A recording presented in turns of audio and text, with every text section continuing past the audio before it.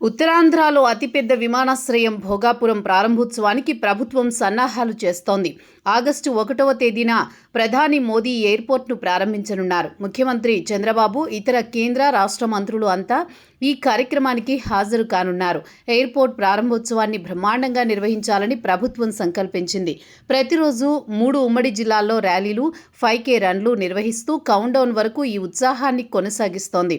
సరిగ్గా ఈ సమయంలో వైసీపీ అధినేత వైఎస్ జగన్ ఉత్తరాంధ్ర పర్యటన చేపట్టారు. మాజీ మంత్రి సీదిరి అప్పలరాజును పోలీసులు అరెస్ట్ చేసి శ్రీకాకుళం అంపోలు జైలులో ఉంచారు.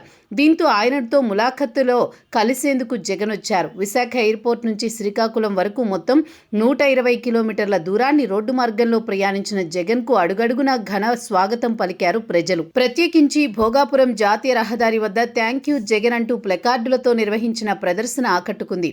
జగన్ వల్లే భోగాపురం ఎయిర్పోర్ట్ వచ్చిందని చెబుతూ స్థానికులు, వైసీపీ కార్యకర్తలు ఈ విధంగా ప్రదర్శన నిర్వహించారు. దీంతో భోగాపురం ఎయిర్పోర్ట్ క్రెడిట్ మాదే అని వైసీపీ చెబుతున్నట్లుగాని ప్రజల నుంచి స్పందన లభించిందంటున్నారు. అంతేకాకుండా ఉత్తరాంధ్రలో రాజకీయ పట్టు కోసం టీడీపీ కూటమి గట్టిగా ప్రయత్నిస్తోన్న సమయంలో వైసీపీ బలం ఏమాత్రం చెక్కు చెదరలేదని నిరూపించేలా జగన్ పర్యటన ఆద్యంతం సాగిందని విశ్లేషకులు చెబుతున్నారు.